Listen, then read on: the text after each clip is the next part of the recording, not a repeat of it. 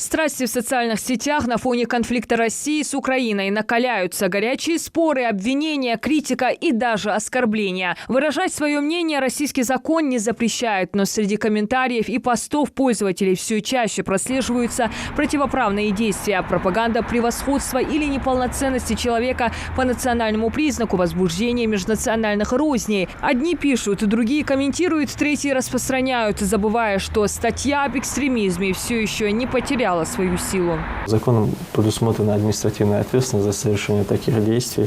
Это статья 20.3.1 Кодекса Российской Федерации об административных правонарушениях, которая предусматривает наказание в виде административно-правового штрафа от 10 тысяч до 20 тысяч рублей, либо административный арест на срок до 15 суток.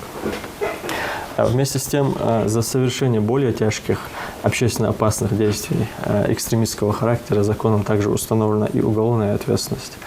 Речь идет о публичных призывах к осуществлению экстремистской деятельности. В тех случаях, когда эти публикации делаются с использованием средств массовой информации, сети интернет, то законом установлена ответственность в части 2 статьи 280 Уголовного кодекса Российской Федерации, которая предусматривает уголовное наказание в виде 5 лет принудительных работ, либо 5 лет лишения свободы. Слово буквально стало оружием интернет-пользователей, от которого могут пострадать сами. В порыве эмоций, ненависти к другим национальностям, к власти, к вооруженным силам многие позволяют себе унижать достоинство других людей, сеять вражду. Эти действия наказываются административным штрафом в размере до 50 тысяч рублей на первый раз. Если в течение года то же лицо совершит аналогичное деяние, то размер штрафа составит уже от 300 тысяч до 500, либо закон предусматривает лишение свободы от 2 до 5 лет. Также в социальных сетях все чаще появляется ложная информация о количествах жертв и раненых в ходе военной спецоперации.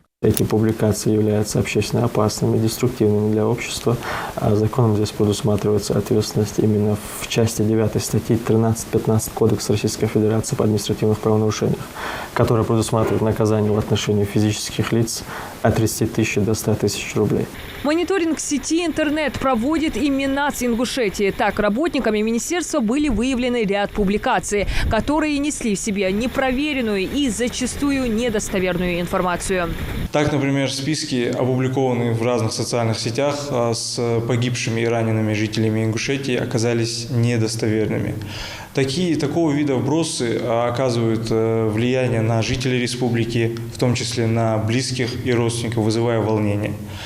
Хотелось бы в связи с этим обратиться к авторам пабликов в сети интернет с призывом не публиковать недостоверную информацию, а также пожалеть чувства детей, матерей, близких и родственников военнослужащих. Война, вторжение, нападение. Этими словами Роскомнадзор запретил называть спецоперацию России на территории Украины. В ряде СМИ в последние дни, по мнению Роскомнадзора, приводилась недостоверная информация о событиях в Украине. Все эти материалы надзорный орган потребовал удалить. Кроме того, им грозят штрафы до 5 миллионов рублей. Материалы на основе неофициальных источников, опубликованные в интернете, будут блокироваться. В публикациях запрещено использовать информацию, основанную на постах в соцсетях и разговорах с местными жителями. Роскомнадзор может ограничить доступ к таким материалам, если они обнаруживают их в ходе мониторинга средств массовой информации в сети интернет, или если такую информацию они получают от органов,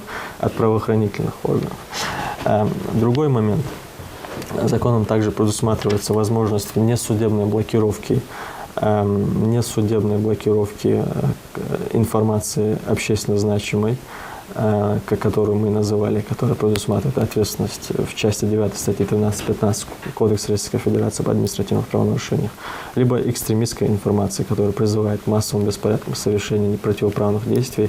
По требованию Генеральной прокуратуры Российской Федерации Роскомнадзор также может ограничить доступ к такой информации. Запрещается сейчас также распространять недостоверные сведения о действиях российских военных. 4 марта Госдума единогласно и сразу в 3 чтениях приняла закон о наказаниях за распространение фейков о военной операции, призывы к санкциям и дискредитацию вооруженных сил России. За эти действия теперь могут назначить наказание в виде лишения свободы на срок до 15 лет. Фото, видео, аудиоматериалы, не имеющие никакого отношения к конфликту. Фейки буквально заполнили социальные сети. Они сеют панику, давят на эмоции, пытаются оказывать психологическое давление на матерей солдат, призывают выходить на митинги, требовать прекращения военных действий, используют видео с военными действиями из других стран. Для противодействия распространению недостоверной информации в России запустили проект «Война с фейками». Сайт, разоблачающий недостоверные новости, уже опубликовал более 60 разборов фейков. Индивидуальное рацион питания.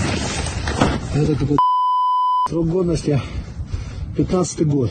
На видео не армейский, а коммерческий рацион питания, который свободно можно купить в интернет-магазине. Это совсем не то, что закупают для вооруженных сил. Реальные сухие пайки выглядят так. Или видео, где украинские военные якобы подбивают российскую военную технику со знаком З и В. Только это видео 2014-2015 годов. А технические знаки России наложены при помощи видеомонтажа. Номер козырный, 3 шестерки.